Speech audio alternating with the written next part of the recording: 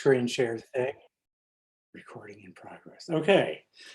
Hello, everybody. Thank you to the folks that invited me, the Egyptian Resource Center in Egypt, Missouri chapter, for very kindly giving me the opportunity to show some of my work here today.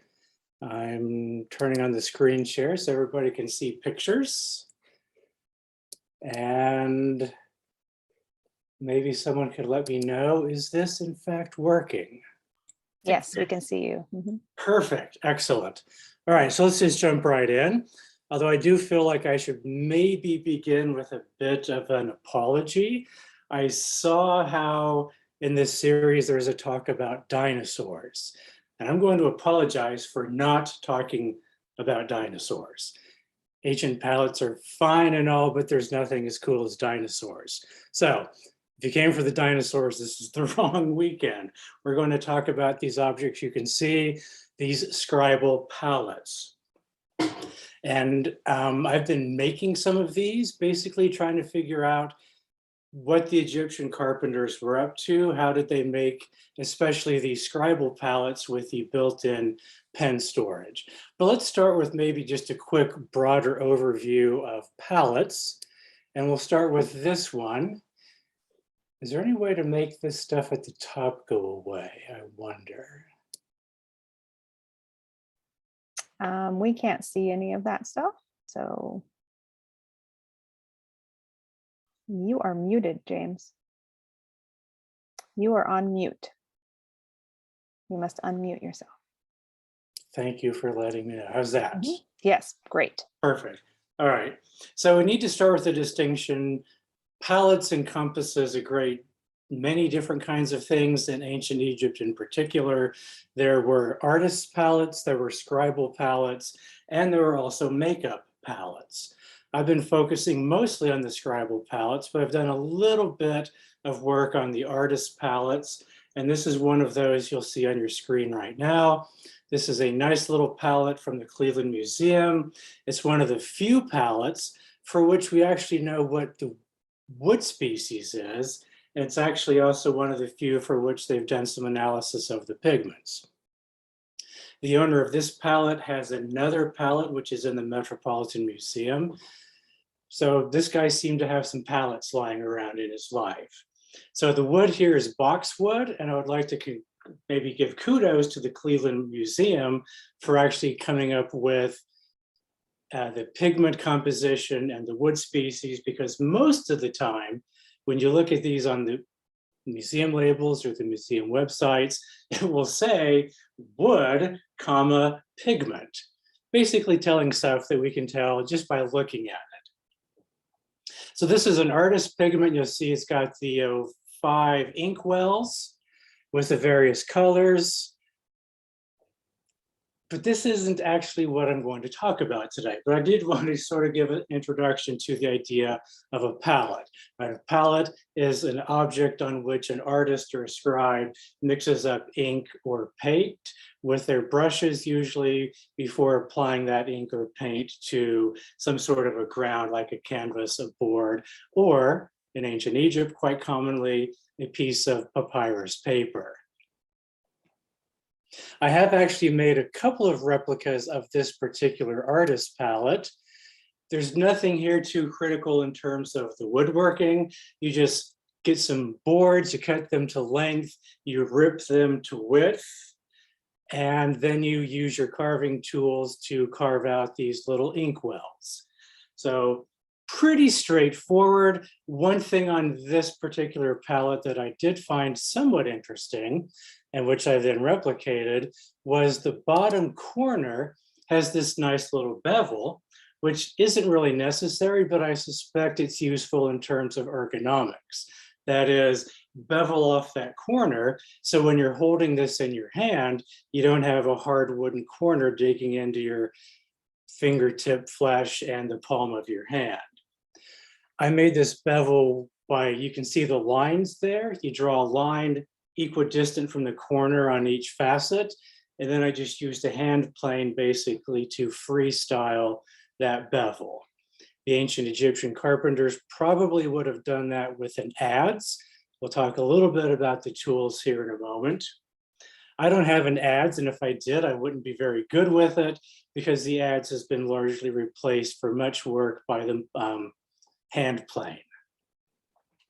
Here's another look at that particular artist palette. You can see the bevel down in the corner and then the inkwells up on top. Other than that bevel, there's nothing here that's really going to take too much of our time.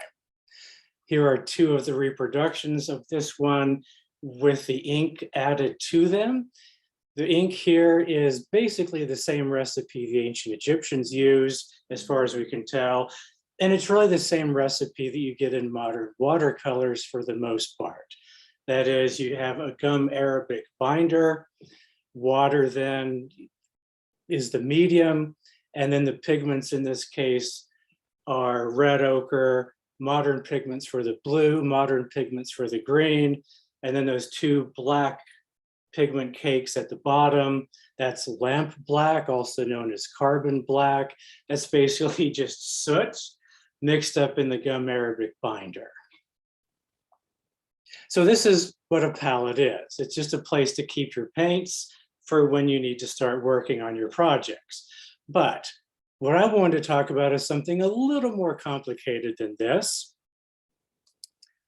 Glanville, who has written the one article on ancient Egyptian scribal palettes, published back in 1932, referred to what I'm going to talk about as more properly, you can tell he's English, everything needs to be proper, more properly pen cases. I'm actually going to take issue with that a bit because these aren't just pen cases we're about to talk about. These are pen cases and palettes combined into one artifact, in which I think they're actually pretty ingenious little devices. So these scribal palettes, or the pen case plus palette, you also might call this, I don't know, palettes plus, which if I had a big box store in ancient Thebes for palettes, I would call it palettes plus. So these objects look something like this. There are two examples here, both from the British Museum, and these show all of the features that are necessary for one of these palettes plus, or the pen case plus palette, you can call it. I will probably, as a matter of shorthand, just refer to this as the standard scribal palette form, which isn't all that short once you start thinking about it, but haven't come up with good terms for some of this stuff. So let's just focus in first on the top one. You can see the inkwells over on the left, the ramp in quotes. This is a sloping surface that allows the artist or the scribe to insert the pens into the cavity at the other end. The cavity is just carved out from the wood, or in the bottom example, carved out from the ivory. And then that cavity is enclosed with a lid to keep your palettes, or to keep your brushes from falling out the bottom. The most common form of this sort of a palette is exactly what you see here. You have the cavity carved into it from the front, and then a lid is placed on the front to hold the pens in. I'm pointing this out because there are some examples where the cavity is not carved out from the front. It's actually carved out from either the back or from the sides of the palette. Carving these from the sides, it requires a little more advanced woodworking because you're carving a deeper mortise. I think most of these were carved from the front, like in these examples, because that's the easiest thing to do. A lot of these were probably just really quick jobs that a carpenter had to toss off and didn't spend too much time worrying about the details. It's like awful lot of blue-collar labor, perhaps. Getting it done quickly can be pretty important sometimes. Notice in the top one where some of the lid is missing, you can see how the cavity extends down there. And if you look carefully around the edges of that cavity, let me see if I don't know if you can see that pointer. There's a little bit of like a ledge. In woodworking, we would call that a rabbet, or in the UK, a rebate.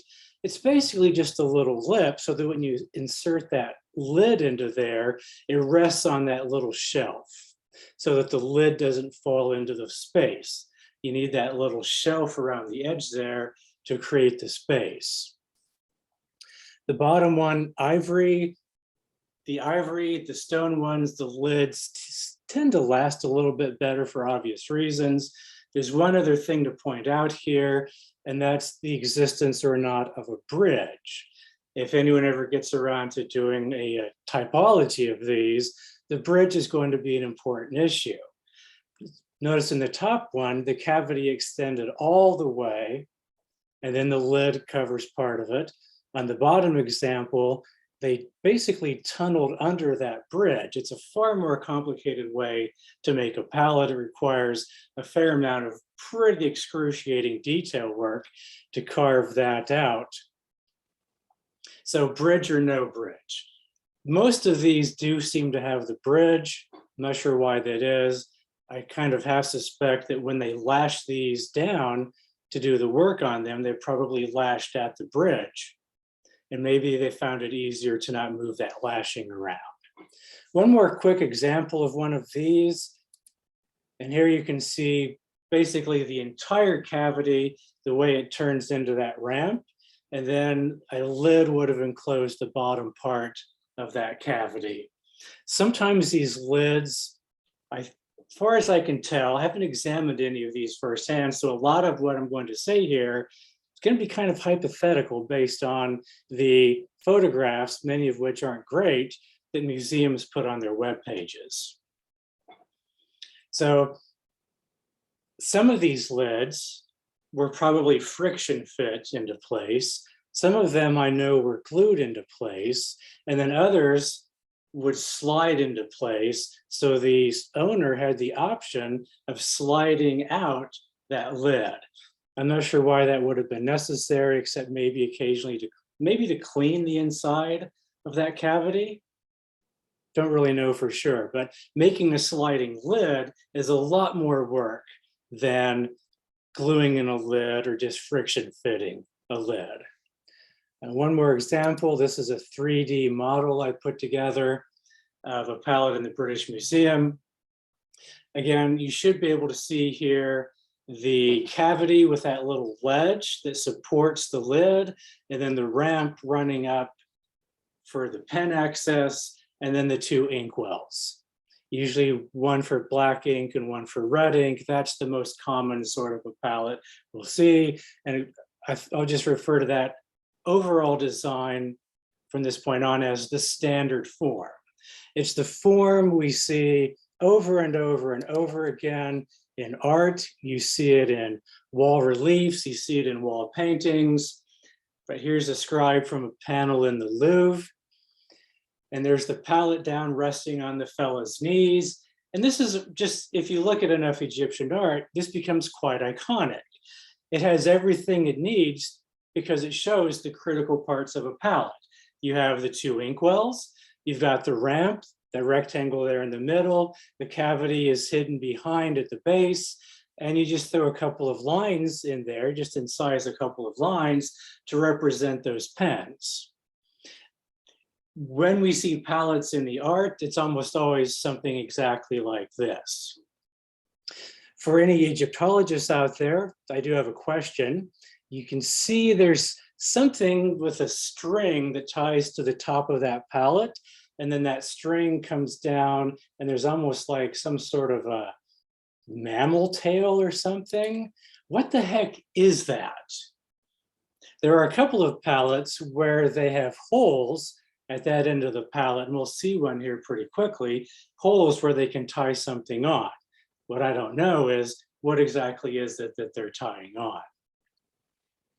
We see other representations of these standard forms here in a reasonably well-known model of a granary with scribes in the Metropolitan Museum of Art. The stuff that interests us today is over on the left-hand side where we have all the scribes with their palettes. These palettes are disproportionately larger than they would be in real life, either because they're larger for purposes perhaps of legibility, or maybe there's some sort of strange version of hieratic scale here. Maybe the palettes are bigger because the tools are more important than the people wielding them to a degree. Or maybe it was just easier to make them larger because it's really difficult to make small things. There are a couple of perhaps sociological things here of interest that I wouldn't want to go too deep into. Notice the scribes on the left have palettes of a different color, and the scribes on the right have those lighter colored palettes, which are much messier. I wonder what's going on with that. It's almost like the guys on the right are actually doing all the work. And if you've ever been in group projects before, you may know how this turns out. The guys on the right are doing all the work. The guys on the left with the nicer palettes will end up probably taking all the credit for everything. And it would also someday, nothing too critical about this photograph of that scene, but I would like to buy a drink for the person at the Metropolitan Museum who took and then posted this photograph, because it's just a wonderful, almost like a child's view, looking into the door at these scribes doing their work. It's just a delightful little scene, and the world needs more stuff like this. This standard form goes way, way back in Egyptian history, all the way back to the 5th or 6th dynasties. You can see here that this is already in place. In this old example here, which is in pretty ragged shape, it does have the core features, the 2 inkwells, the ramp going down to the cavity, and then the cavity. And it looks like maybe this cavity was cut from one side or maybe from the back. It's hard to say on this one.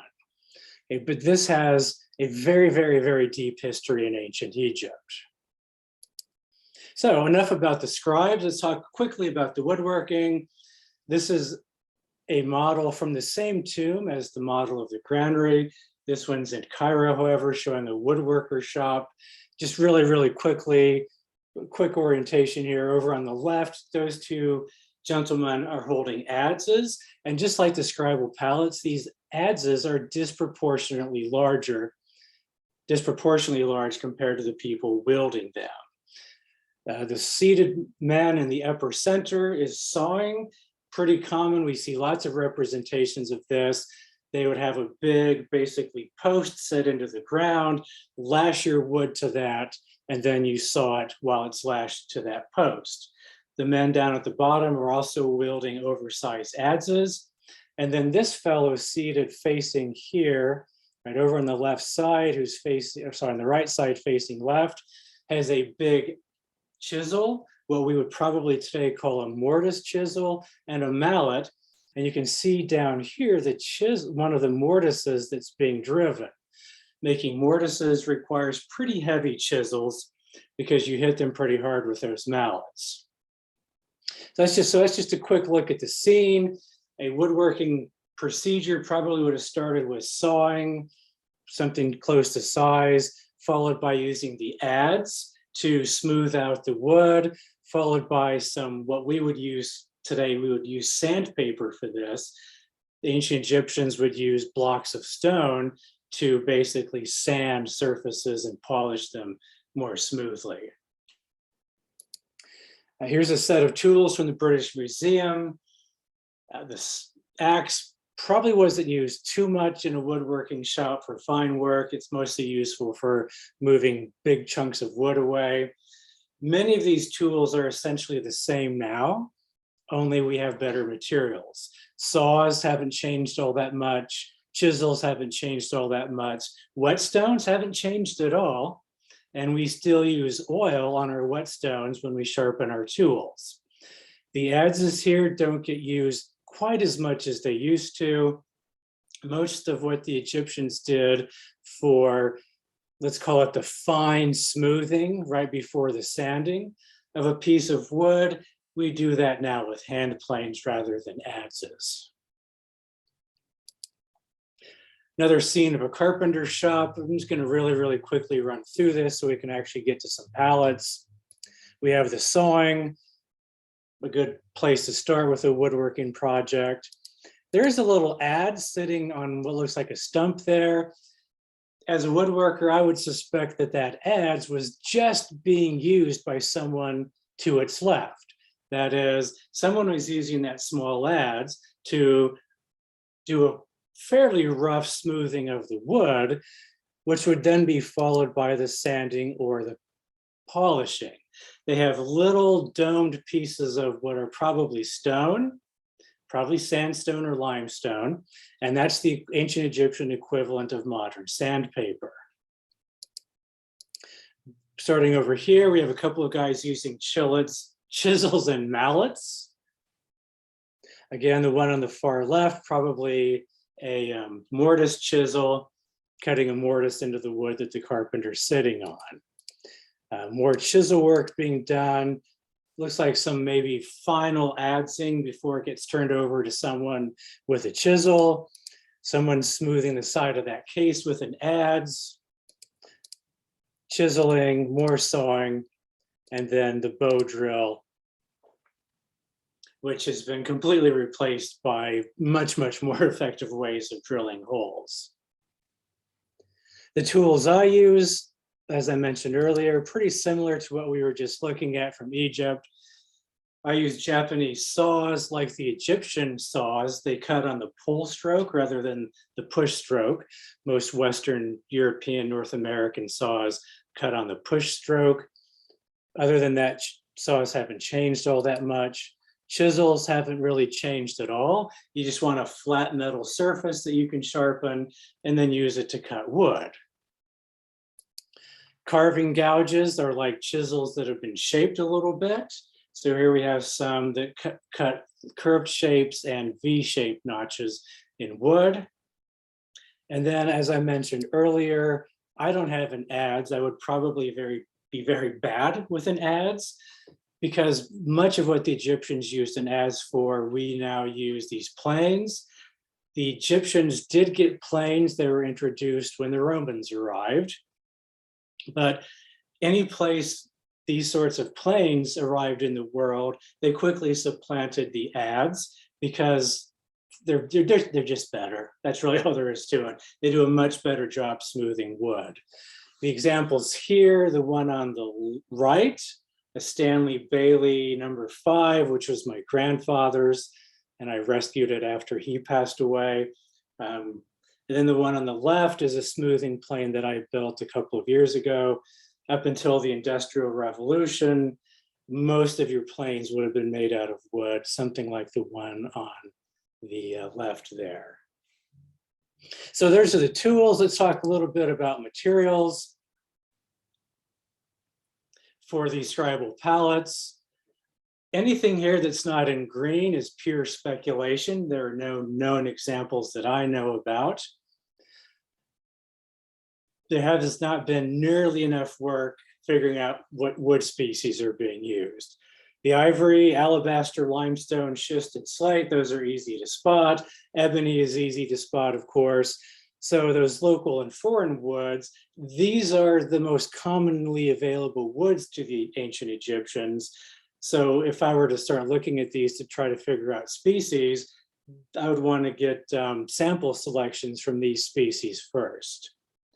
In terms of adhesives, we know the ancient Egyptians had hide glue, which is basically what Western glue has been for centuries. It's all sorts of nasty animal parts, right? Hides, bones, hooves, boiled forever, and then you get a nice glue out of it.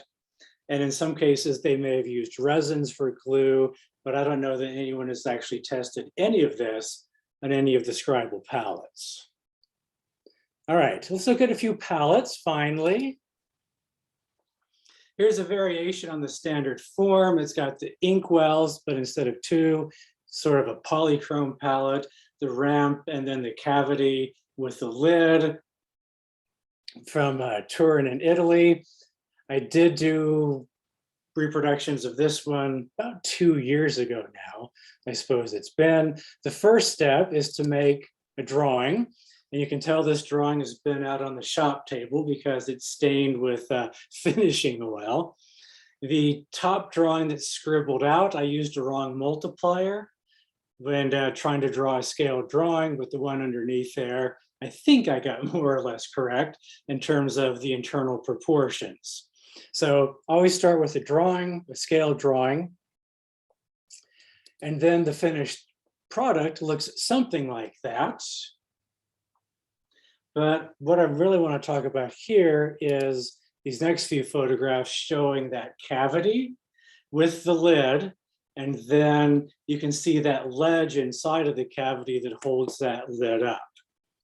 Now, this is actually just a proof of concept. This one, if we go back a bit, notice on the far, far left, there's a little hole at the end of that, which is not uncommon. These lids are pretty thin. They break quite often, but that's right in the middle, which makes it seem almost intentional. So one of the things I was wondering was that put there to help with a friction fit? So this is just me sort of riffing on possibilities, but none of this is supported by hard evidence. I would need to look at the actual object in order to know more about what was going on here. So I drilled a little hole, put in that little dowel that you can see, and I recreated that notch in the lid so that when it fits in place, it's actually a really, really good tight friction fit. Once I put a coat of oil on this one, this is what that cavity and the lid looked like.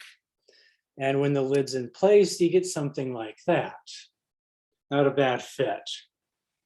I'm not thrilled with the grain.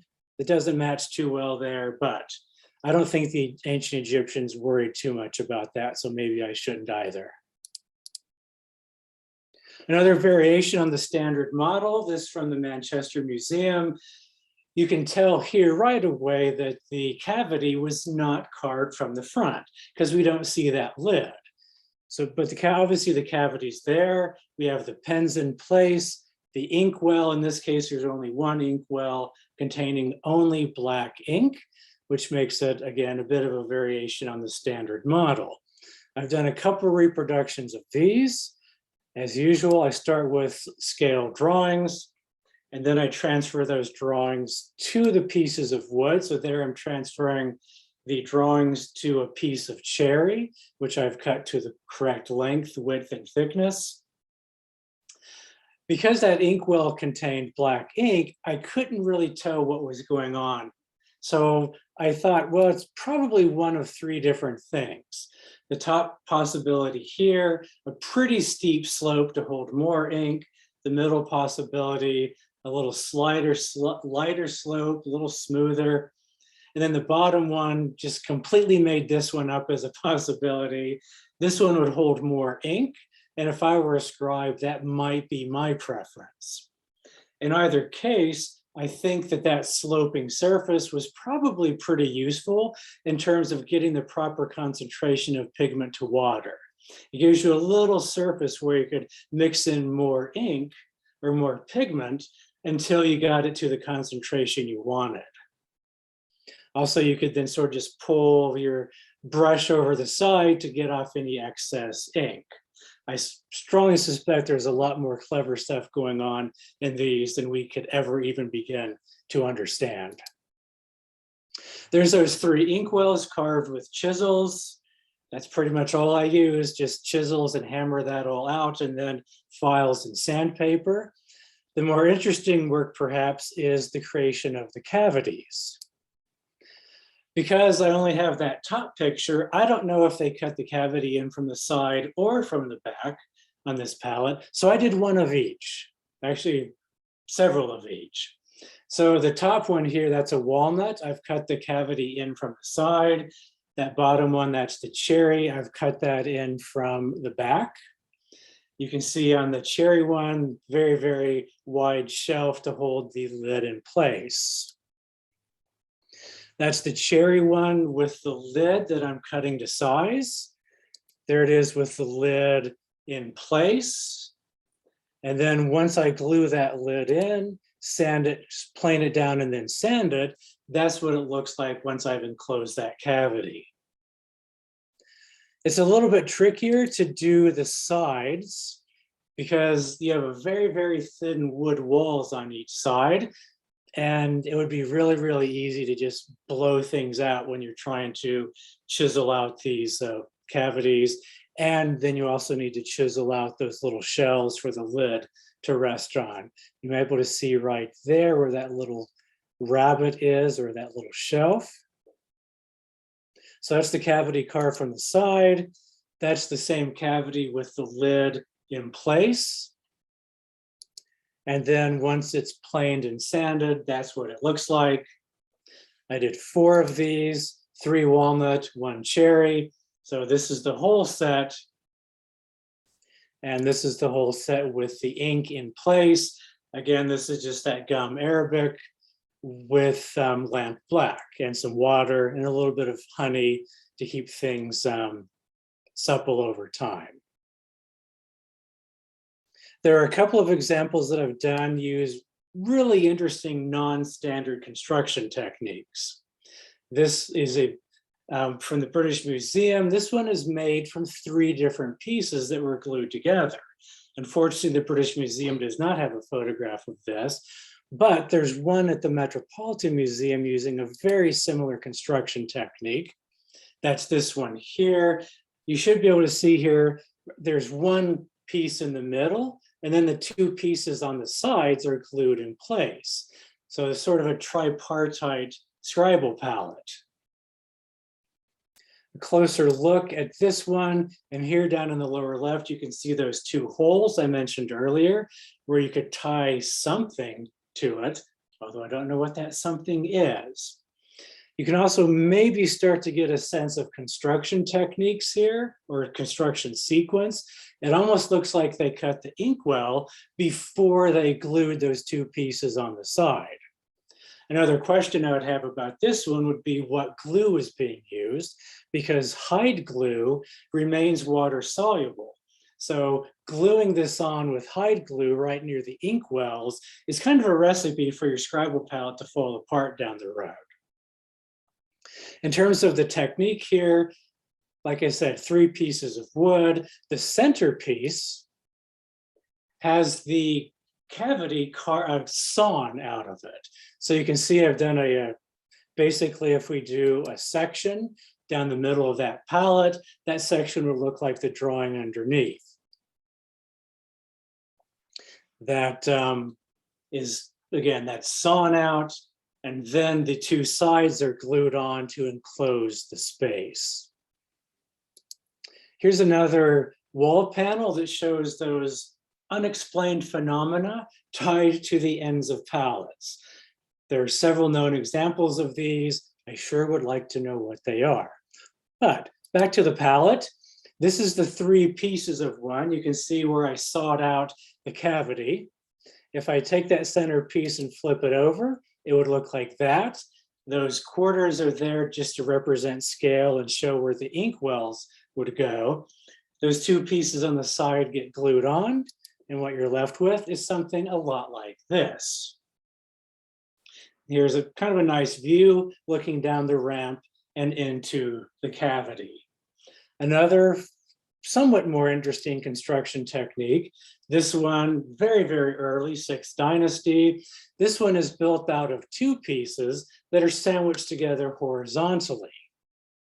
Like there's if I do a line there for a section, it's going to look like that bottom drawing. I used green for one piece of wood, blue for the other piece of wood. Basically, the carving is done, then they are glued together, leaving the cavity and the ramp. I've done several of these. This is one in walnut. I used the same piece of wood, cut down thinner to make the 2 pieces that I glued together so that the grain in the figure would match. Okay, one pretty fascinating little palette is this one from Thebes. And Egyptologists are probably already looking at that text, which says that this belonged to what is sometimes known as an outline draftsman. That is, someone who would draw in the contours on, say, in this case, probably a papyrus document, and then maybe someone else would fill in the colors. This one obviously also does not have the cavity cut out from the top, but fortunately, the British Museum was good enough to give us this picture where we can see over on the side, the lid in place. So this one was, the cavity was carved out from the side. And that's exactly how I built this one. So start as usual with the layout. Cutting out those inkwells in the ramp is pretty basic work. The fun stuff, of course, is carving in the cavity from the side. So there's the cavity in place. Here's a view looking down the ramp where you can see into the cavity.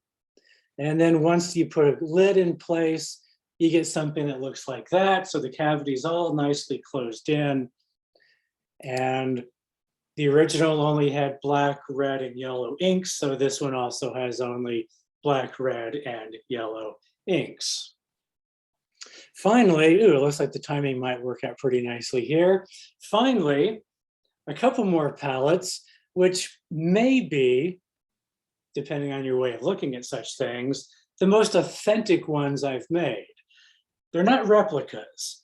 In fact, I don't know if there's anything exactly like them, but I did what I suspect Egyptian carpenters would have done. If someone comes into your shop and asks for a pallet, you're not going to go grab a big piece of wood. You're going to go grab a piece of wood that's close in size.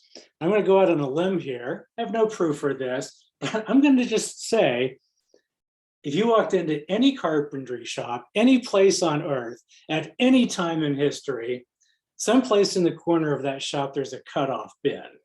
A cutoff bin is where you keep pieces of wood that aren't big enough for the project you're working on, but they're too big to throw away or burn. So you keep lots of little hunks of wood lying around just in case you need them. And these Scribal pallets are perfect sizes for cutoffs.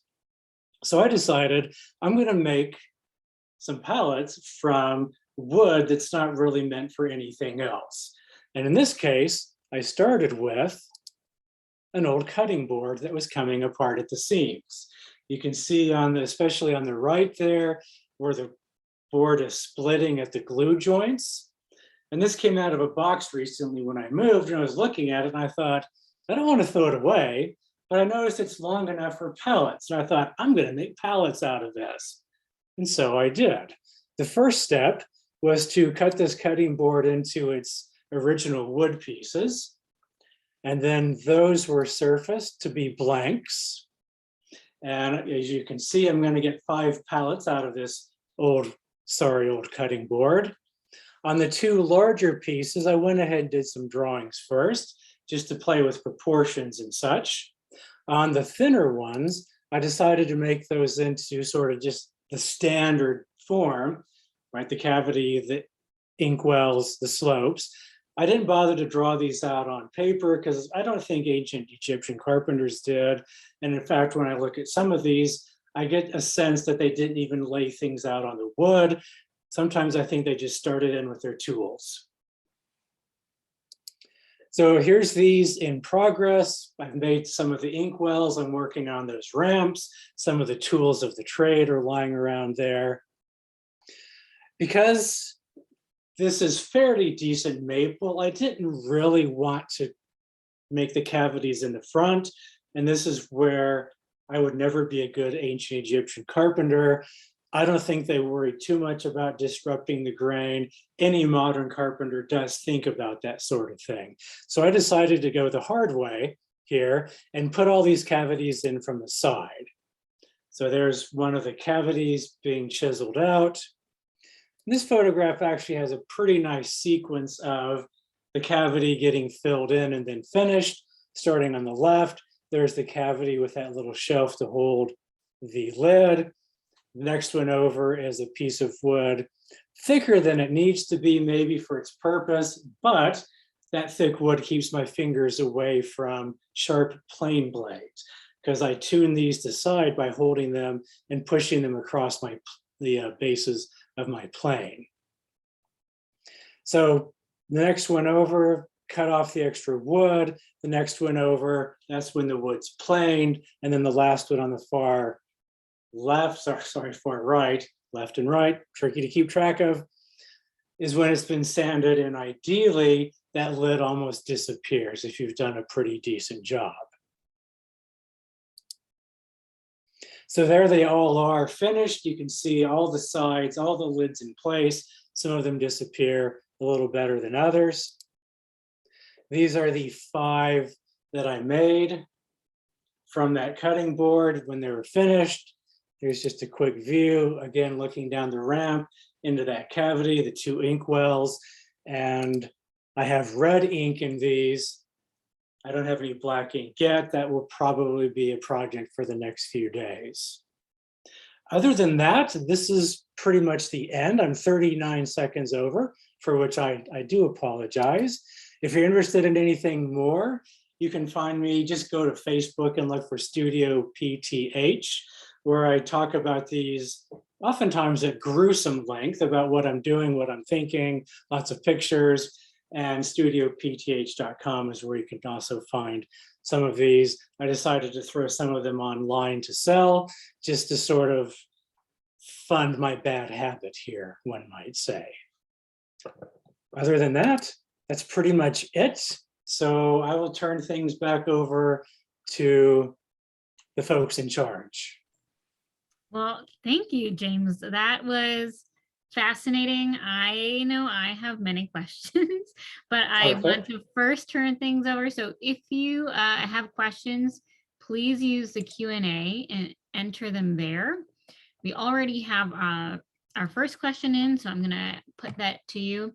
Why do you think there hasn't been much scholarship on palettes until now? Oh boy, how much time do you have? So Egyptologists will know that, Egyptology has had more to do maybe in its history with philology than with anthropology. And so a lot of the stuff that gets published on these palettes talks about the texts, because that's what has tended historically to interest most Egyptologists. Glanville did talk a little bit about how these were constructed, but didn't give enough details for my purposes, clearly.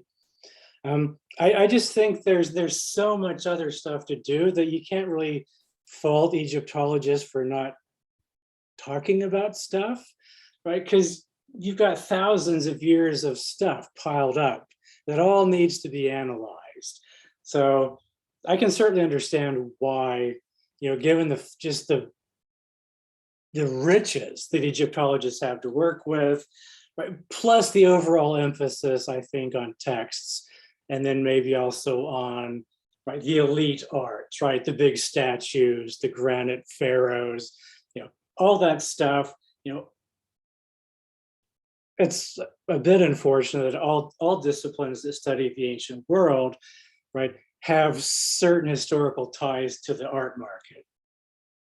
And so I think that's also a big issue. I think that's a great point. One of our attendees asked, where did you get the name Ptah for your studio? That's the Egyptian spelling of the Egyptian god of craftsmen. Very appropriate choice. I thought so. Yeah. Another attendee asked, how long would you estimate an ancient Egyptian carpenter would take to produce one palette? The one that I first showed you, just the painter's palette with the 5 wells, a skilled carpenter could probably knock that off in less than an hour and a half. Okay, and could you clarify how you're chiseling out the inkwells? Let me go, is the screen share still up? Yes. So let me go back to, a lot of that is using these gouges. I will admit, however, that I do some cheating. I've drilled some inkwells. But some of these, especially, actually, so these are the gouges that one uses for wood carving. You can see these often have a little bit of a round edge on the sharp edge is rounded. Those are really, really good for sort of scooping out bits of wood. So those are the tools that I use. In this palette, where was it? Down here. Yeah, this one. Okay, those are all hand carved by those chisels and gouges. But in an example like this one, I actually cheated a little bit. I used a drill to get the round hole, and then I finished it off with the chisels and gouges to round out the bottom a little bit. Mm-hmm. And I know you showed bow drills earlier. Would there have been, and I've seen those being used for instance, small dowel holes, but do you know if they would have used something like that for something larger? There are some, we know on a couple of pallets, they did use a bow drill to start the inkwells. Mm-hmm. I don't know how large you can get with a bow drill. I'm not an expert in that at all. It was probably limited to a degree by the circumference of the reeds they were using. I think the ancient Egyptians would use hollow reeds. You'd have to put some sort of like a gritty, like sand on the wood. Then you use the bow drill, and then that reed moves the sand around and very, very, very painstakingly cuts that out. For anything larger, I would say than about 1/4 of an inch, it's probably more efficient to gouge it out than to drill it out. Great. Another question asker asked, what sort of pen or brush would have been used with these palettes? All right, so let's just, while we're in the pictures, we'll run back up to an example that had those. Yeah, this one here. So those are made from basically a rush, which is a plant that grows in shallow water, basically. It's an aquatic rush that I believe grows in the shallows along the Nile River. It does have a proper scientific name. I think it's Juncus maritimus or something. I'm not really big on the Latin botanicals, but they did use just reeds from shallow water. And they would take these, as far as we can tell, and you could make a little brush at the end by either soaking it in water, or more likely they just used their saliva, which they were going to use anyway because you would chew on it to break the fibers down and release them into a little brush at the end of your reed pen. And that's all I know about that. Also, what do you do with all the extra replicas that you make and you aren't selling? The ones that I'm not selling are probably because there's something I'm not happy about with them. Things do go wrong. I've got a gorgeous, gorgeous zebra wood version of one of these where I carved out the cavity a bit too much and it broke out the back. I've got a couple of others where and it was of different versions of, where was that? Different versions of, not these, different versions of these ones, where when I sawed out that central cavity, the saw got a little wonky. And so you can see right here, right above the opening, the wood is really narrow on one side and thicker on the other side. And I can't possibly sell that to anybody because it's just not good work. So I've got a box here someplace with a handful of pallets gone wrong. Well, I think you would have some people interested in your palettes gone wrong, just for future reference. Well, if anybody wants to talk about pallets gone wrong, if you go to either the Facebook page or to studiopth.com, it's very easy to get a hold of me, and I'm always happy to hear from folks. That sounds great. Now, what sparked your interest in Egyptian art from Mayan art? Was it a natural transition, or was it like studying a different subject entirely? I'd say it's partly natural. I had studied Mayan hieroglyphic writing in graduate school, and I was always kind of curious about how the Egyptian system might be different. So when I had an opportunity to take a class on Egyptian hieroglyphs, I took it, and that got me looking at more Egyptian stuff, and in particular, in St. Louis and Chicago, I just started noticing these little, right, these standard palettes with the ink storage. And as a carpenter, I looked, sorry, the pen storage with the ink palette. And as a carpenter, I just looked at those and I thought, oh, that's cool. How did they do that? So I just started playing around. Is really all it is. You'll see it referred to as experimental archaeology, but I think experimental archaeology is just playing around. And playing around in the name of science, right? It's focused playing around. Yeah, exactly. So can we tell, based on records of when war occurred and found materials, whether woodworking increased or decreased during wartime? I could imagine it going either way, increased to take records or decreasing because soldiers were needed. Wow, this is something I can't even begin to address. Someone who knows more about Egyptian history and probably the socioeconomics of Egyptian warfare are much better to answer that than I am. As it is, I don't even know if we have a really, really good picture of what's happening at particular moments in time. You know, one of the issues with the distant past is that it all gets kind of compressed. So we look at ancient Egypt and we go, oh, that's ancient Egypt, right? It's all sort of the same span of time, right? But it's not, right? It's thousands of years. And if you consider the fact that Cleopatra is closer to us in time than she is to the Great Pyramids, even though Cleopatra and the Great Pyramids all get lumped together as Egypt. So I wouldn't even know where to start with that question, I'm sorry to say. And then we have a final question. If anyone else has anything else, I encourage you to reach out to James. But our final question is, so what do you want museums to do with their palettes? I would like museums to photograph every side of the palette. And in fact, this is an issue that relates back to an earlier point about Egyptology and philology.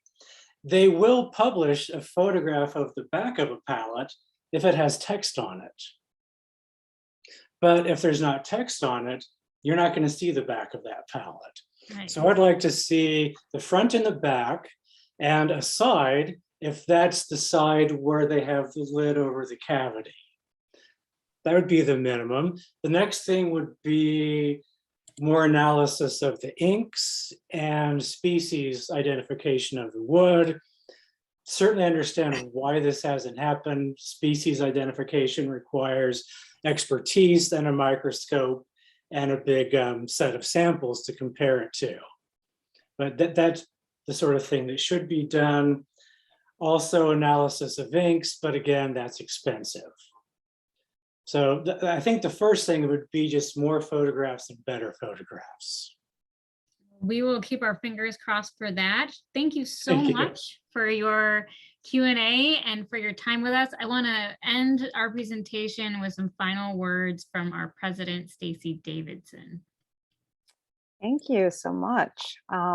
That was an absolutely fascinating presentation. And as many RC Missouri people already know, Scribal palettes are pretty much my favorite type of Egyptian artifact. So I was very excited for this lecture. If you missed the beginning, I saw a few comments in the chat. We will be able to post the video of this talk later. So if you were not able to come in right at the start, you'll be able to pick up those minutes that you lost later on, and we'll post that on our YouTube channel and link to it on our website. So thank you very much for coming. On your screen now, you can see we have 2 more lectures in our natural history series for this spring. We will be doing on April 9th, a walk through Egyptian food history with Dr. Menet Ala Adori. And then on Saturday, the May 7th, we'll have a yet to be completely titled, but we at least know the theme is dinosaurs in Egypt, from Dr. Matthew Lamana and Ms. Sana El Said. So Dinosaurs. Hopefully, yes, dinosaurs. So mark your calendars now. If you want dinosaurs, it's on May 7th. And we will post the registration links for those a little bit closer to the time. So I just want to say thank you again to our presenter, James Terry with Studio Ptah, for showing us all of these amazing things about Scribal palettes. And do engage with him on social media or send him an email if you have more questions later as you're just thinking about these in your mind. And I thank you again for Dr. Ann Austin for moderating our event today. And we hope to see you later. Please enjoy the rest of your Saturday. Thank you all. See you next time.